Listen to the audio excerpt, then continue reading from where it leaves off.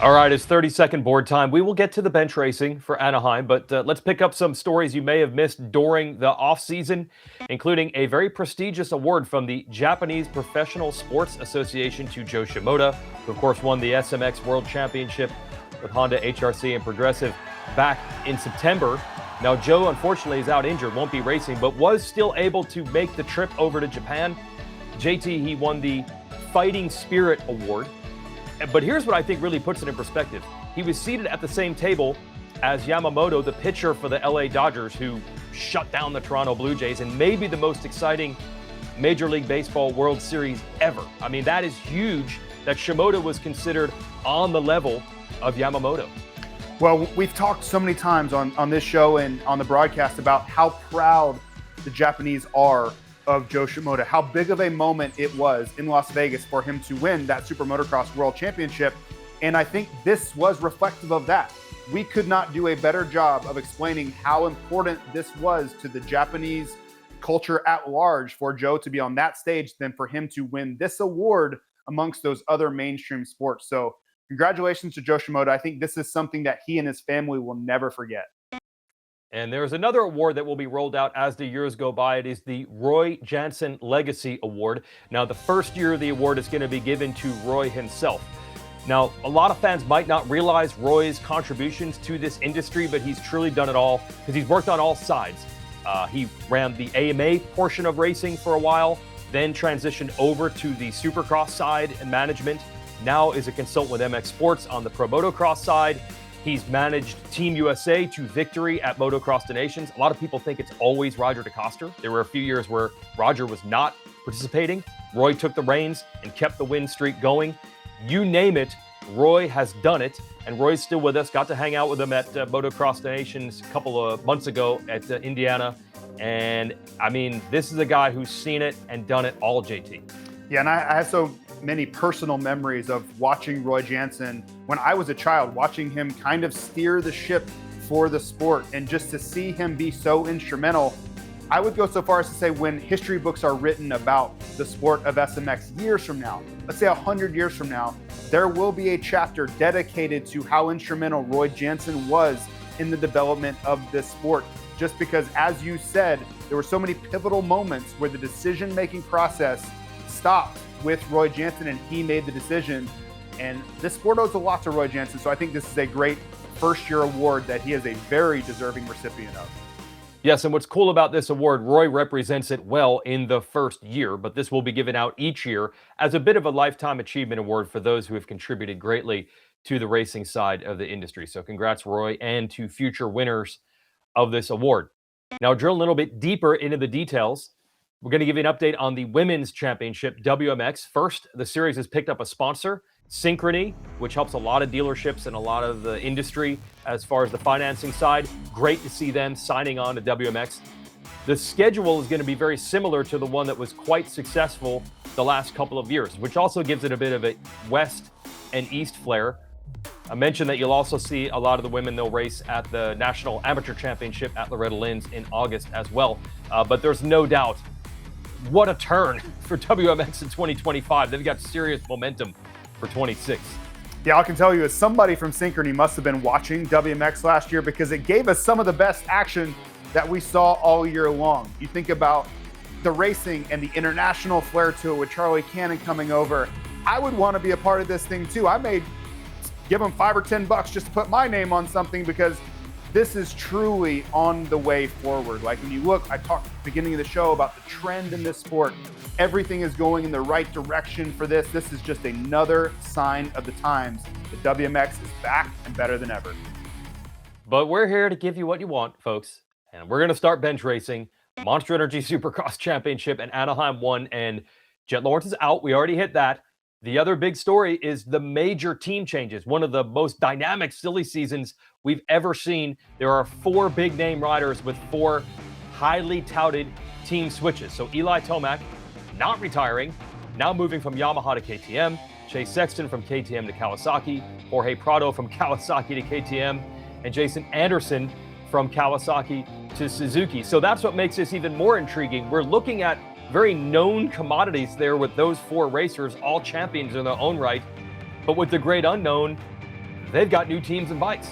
Yeah, I think this is kind of the big question mark because we know Tomac's going to be good. We know Chase Sexton's going to be good. These are former race winners, former champions. There's really not any question about are they going to be competitive. The questions come in about where do they fit in a first year? Are they going to have any hiccups where there'll be weekends where just things don't quite work out because of the change?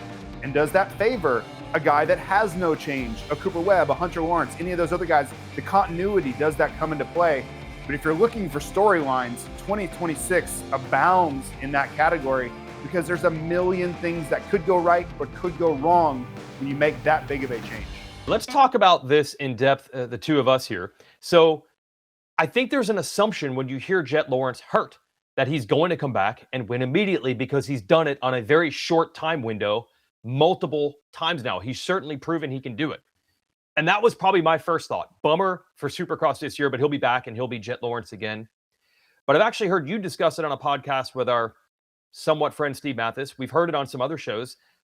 Can we assume that each time he's going to come back, or could this eventually start to add up?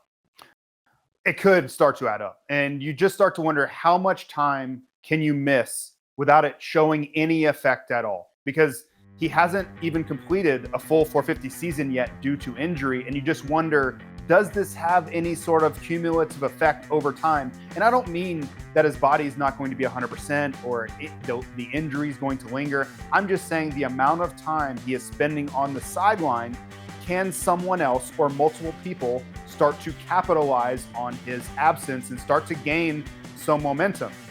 Now, having said that, I don't think so. People assume that he's going to come back and win, and I will raise my hand. I think he's going to come back and win. I think Jett Lawrence is still going to be the best racer on the planet. And I was listening to Ricky Carmichael and Ryan Villopoto, who the name of their podcast is Title 24 because they have 24 championships and I have 0. So let's say that on the front end. Maybe they know more than I do. But I heard RV saying, like, I don't know that he's going to come back and even make the opening round of Pro Motocross. And I was like, wait, what? Have we not learned anything from Jett Lawrence? He came back and won the SMX World Championship playoffs at round 1 from his hand injury that we didn't even know if he was going to make it. Comes out and wins.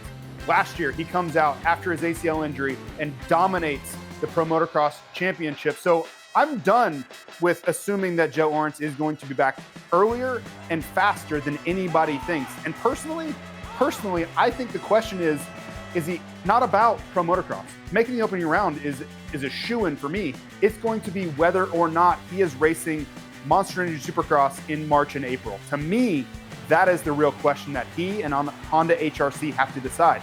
Forget about making Fox Raceway the opener. I almost guarantee that he will be there. If he comes back, the point standings will be well established, and we can talk about the favorites now. There's definitely plural favorites. If you remove Jett from the last couple of years, you can look at almost every Monster Energy Supercross title over the last 4 or 5 seasons has been some sort of mashup of Eli Tomac, Cooper Webb, and Chase Sexton battling at the top. And historically, really close, like down to a few points close each year. We've at least got that on offer, and maybe some others. Yeah, I do have those 3, and mentioned in the top thought that I had 3, and it is Tomac, Sexton, and Cooper Webb. And you're always going to offend somebody when you talk about favorites and you exclude other people. You know, there are going to be people that say that Hunter Lawrence should be in there based off of his Pro Motocross and his playoff run. I understand that sentiment, but when you haven't won a race yet, it's hard for me to say you are a favorite to win that championship. So I'm kind of leaving him out. But look at the winning, look at the championships, look at the track record amongst those 3. I simply can't get past it. They are the favorites going in until otherwise notified that there is someone we have to insert into that conversation. Now, as far as those 3, we're trying to think of how many winners we're going to have just in the 17 rounds of Monster Energy AMA Supercross. To me, it's a given that anything can happen in racing, but you should expect wins from those 3, Sexton, Webb, Tomac. How many more can we get? Every year we start, people think there's going to be this is the year you're going to get 7 or 8, and sometimes it actually starts to materialize. But I always say it usually is about 5 or 6. So to try to come up with just 6 out of this group, Malcolm Stewart, Justin Barcia as that Ducati begins to develop, Aaron Plessinger has been winning races the last couple of years. Hunter Lawrence, we mentioned. Justin Cooper is probably due for one. How many are we going to get? Yeah, I do think it's going to be a higher number. And I would say that Jett being out increases the number because you won't have that dominant force. And I understand that's going to upset some people, but that's been the reality. When Jett has been on the racetrack, he usually wins. That is just what we have come to know. So when he's not out there, the likelihood of someone else winning simply goes up.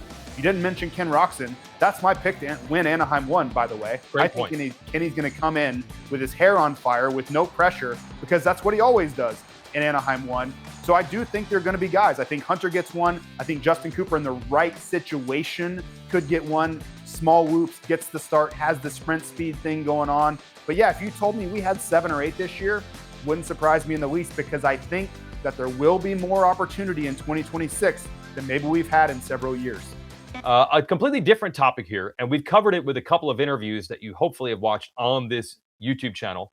I want to give a tip of the visor to the SMX League and the folks at the AMA. Look, JT, there's been no shortage of jokes with what we've said about the AMA and some of the rulemaking decisions through the years. But I believe there's been a breakthrough. I believe there are smarter people making smarter decisions, and some of the changes, we might not see them immediately at Anaheim, but throughout the year, I think we're going to see some stuff that makes more sense. For example, they've changed the red flag restart rule. Saw what happened to Max Anstey in Detroit last year. That's going to change. If the race ends that late, they'll just end it. They won't restart it. It's a little different as far as the penalties for a first offense. I mean, we asked the AMA straight up. Last year, the rule was first on-track offense is a warning no matter what. And we're like, so you could obliterate someone into the stands, and it's only a warning no matter what. And they're like, yes. So they changed that for 26. You can get something worse than a warning right off the bat. And there's a much more complicated to get into here, rider license point penalty where transgressions can accrue throughout the year to result in bigger penalties as the year goes on. These are smart decisions. Hopefully we don't see them all in one race, but I like the direction the AMA and the SMX League are going at least. Yeah, and I'm a big believer that to make things better, the first thing you have to do is to try to make things better. That is step one, and that is clearly happening. The effort is there. Guys like Mike Robleski who are truly thinking these things through and then taking action to make them better. I truly love to see that. The one that I think visually you're going to see, the tough blocks for 2026 are visually going to look different. And as a rider who has been taken out by more than my fair share of tough blocks and have had injuries where tough blocks were a factor, this is going to be a great improvement. Now, we need to be clear. Is it going to be perfect? Are we still going to have to make changes moving forward? Of course. But as my first statement reflected, to make things better, you have to try. You have to take steps to make things better. You can't snap your fingers and everything's perfect. So credit be to the people that are actually thinking about these things. You know, it's the SMX crew, it's MX Sports, it's everybody involved coming together, the AMA, all talking to make changes collectively. And I think the sport is going to be the benefactor as a whole. Yeah, just look at having Ezra Lusk and Jeremy Albrecht on board on the AMA side. Those are two very credible people from the race team mechanical side with Albrecht and the racer side with Lusk. I think that's just symbolic of getting a lot of smart minds in the room. And hopefully these changes are more positive than some of the controversial stuff that I know people weren't pumped on in 2025. And again, hopefully it doesn't all play out at the first round because that would be complete chaos. But there's 31 races for that to play out. Anything else to talk about for Anaheim? Oh, yeah. There's a 250 class. There's a 250 West Divisional Championship about to kick off. It's somehow getting overshadowed by all this 450 excitement, even though Hayden Deegan is there. Hayden Deegan's there, JT. Yeah, I do think this is one of the best 250 West lineups. And there was so much talk last year. Remember 250 East last year? How stacked it was, and we made such a to-do about it, which was fair. It was justified. But I think at the very top end, when you look at this 250 West, there's a lot to love. You have Hayden Deegan, who's your reigning champion. And remember how you felt when Levi Kitchen pulled out of practice last year and decided he was going to move to the, like, everybody was like, oh, we're going to miss this huge rivalry and this showdown. We're getting it in 2026. Levi Kitchen is back. You have Chance Hymas, who there's been bad blood between Hayden Deegan and Chance Hymas. It may be a little bit removed. We haven't talked about it in a year and a half, but it's still there. And I think that's going to be back at the forefront in 2026. Max Anstey, who was a red plate holder in 2025 on the East Coast, he's going to be out west trying to finally chase down that elusive championship. So you go down the list, and I didn't even mention Cameron McAdoo, who is a guy who's been a red plate holder, multi-race winner. He's trying to get that championship too. So all these guys, I think, are saying 2026 is my year. We know that's simply not how it goes. Deegan's gonna be like, this is mine. I'm on my way out of here. You guys are all racing for second place. And then everybody else is going, you're crazy. You're not that much better than us, if at all, in Monster Energy Supercross. Yeah, the riders are pumped up, and hopefully you are as well. We'll remind you again of all the different ways to watch the wall-to-wall coverage from Anaheim 1 and the kickoff to SMX in 2026. So race day live coverage, and look, with an unknown season like this, you want all the data you can get. You definitely want to watch qualifying and see the lap times. That will start at 1 o'clock Eastern. Race day live available on Peacock, or of course the SMX video pass outside the United States. The traditional pre-race show starts at 6:30 Eastern. That's a half hour before the gates drop at 7 o'clock Eastern. And then I'll roll right into a live SMX Insider post-race show at 10 Eastern. That's all available on Peacock or the SMX video pass. In addition, we'll have the first ever SMX preview live from Anaheim. That will start at 4:30 Eastern. You can watch it on Peacock or NBC. That's an unprecedented amount of coverage.